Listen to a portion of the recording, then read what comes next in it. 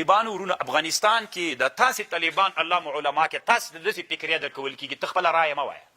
انسان کې یو غریزي صفات دي طالبانو. انسان له ډېرو شیانو نه ډک ده، خو انسان داسې ده که داسې چل وسي چې تا ته ووایي مه یې کوه دا خبر، تا کې هغه غریزي صفات مړ سي بیا چې څومره غټ مجلس ناست چې تا ته وایي مشوره ووایه، تا یوه رایه ووایه، یو مهمه مسله پیښه ده، ته د وطن په سطحه لوی عالم رایه ووایه، نو تا کې غریزي صفت مړ کړی، ته رایه کوم جنه چې د تا رایه راوتل هغه صفت تا کې مړ د نیسې پکېله. بل چې څه ویلې ته به ویم دا منم، دا ډېره ښه خپله ووایه د ده څه کوې، خو تا کې طالبانو دغه صفت مړ کړی ده او دا ظلم ده که نه.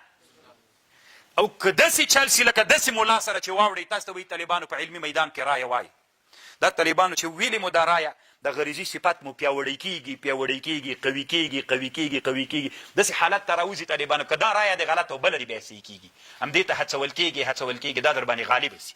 بیا که په یو لوی علمي مجلس کې کښېنې د اسلامي امت په سطحه باندې مجلس چې تا نه غوښتنه وسي رایه دې ووایه، ته بیا تقلید نه کوې، ته خپل رایه لرې بیا لکه دا غریزي صفت دې څوک سوی ده ژوندی سوی ده. اوس طالبانو روح الماني غریزي صفت ژوندی ده، اوس امام روح الماني که غریزي صفت مړ وی دا خبره یې نه کوله. روح الماني یوه خبره کړې ده، د روح الماني رحمه الله خبرې ته تاسې غوږ ونیسئ. طالبانو په ابن الهمام یې رد کړی ده، څومره ښه خبرې کړې.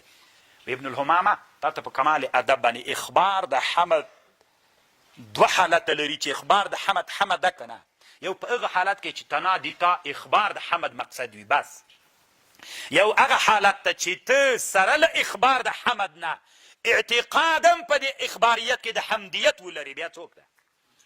زه طالبانو داسې وایم حمد په نفس الامر کې الله لره ده، الحمد مبتدا و خبر چې کنه خو جمله خبریه سوه، زه اخبار د حمد کوم سره له اعتقادیت د دې چې الله د حمد الله لره ده. په اخبار کې په دې اخبار کې د چا اعتقادم لرم؟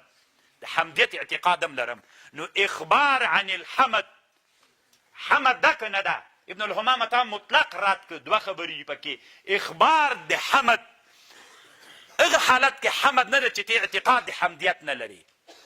که چېرته د تا په د اخبار د حمد کې اعتقاد د حمدیت و بیا د اخبار د حمد هم څوک ده؟ نو هم زه مخبر د حمد سوم، زه هم حامد سوم. نه پوهېږم چې تاسې په خبر پوهېږئ. خوند دې درکړه که یې در نه کړې. طالبانو داسې تقلید مه کوئ، خوند دې درکړه که یې در نه کړه. د ابن الهمام خبره دا طالبانو جلالین کې بیا زده کوي که نه؟ جلالین کې به وایي قولو انشاء اپیدها ثالث که نه هلته جلالین کې وایي اما خبریة و اما انشائیة اپیدها ثالث. اپیدها ثالث دا معنه لفظا هغه د معننداره خبرې کوي. تر ټولو نه ښه محاکمه باید په چا وسي؟ په روح الماني باندې وسي. اخبار د حمد دا جمله څوک ده؟ الحمدلله. نو خو باید مسلمان خو حامد وي، ته خو بیا حامد نه سې، ته نه مخبر سوې. نه چې کله د مخبر د حمد اعتقاد د چا وي هغه حامد وي.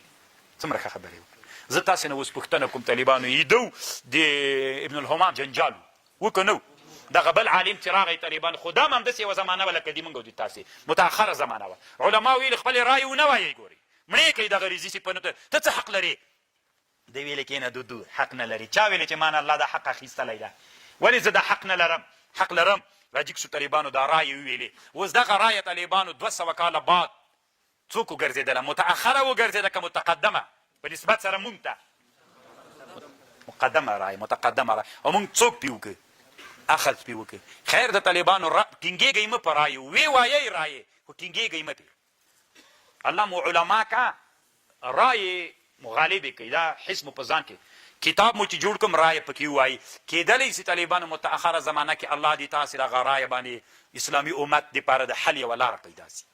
خبر پوهېږ دا راسره منئ طالبانو چې علما مو غریزي صفت مړ کوي او زه وایم چې باید ژوندی دې وي و طالبانو بیا تاسې کامیابېدلی یم څه. اوس طالبانو دغه عصر کې نوي مسلې مشکلات را پیدا سوي دي. دا مشکلات به څوک حل کوي؟ د دغه عصر علما. د دغه عصر علما. نو خو چې دغه عصر علما خپل رایې ووایي بیا مشکل حل کېږي. که یې ونه وایي دی به وایي ته ودرې هدایي حل کړه. دی هدایي ملا د دې مسلې سره دی ما د عصر مسله ده. د هدایي ملا طالبانو الله نبي پیدا کړی چې د هرې زماني مشکلات به دی حل کوي. د قواعدو د احنافو د مطابق چې صاحب المذهب علماو جوړ کړي د هغې مطابق د الله د حق ما ته را کړی دین وګوره ما ته د حق را کړی دا مشکل به زه حل کوم. صحیح ده که نه؟ او دې ټکي ته تاسې ډېر فکر کوي طالبانو چې دا صفات په ځان کې مه مړ کوئ که داسې علماو سره مخ سولئ چې دا صفات یې درنه کې مړ کوو طالبانو بستره ترې نه راواخلئ دا تا دښمن ده تا نه پرېږدي چې ته علمي استقرار وکړې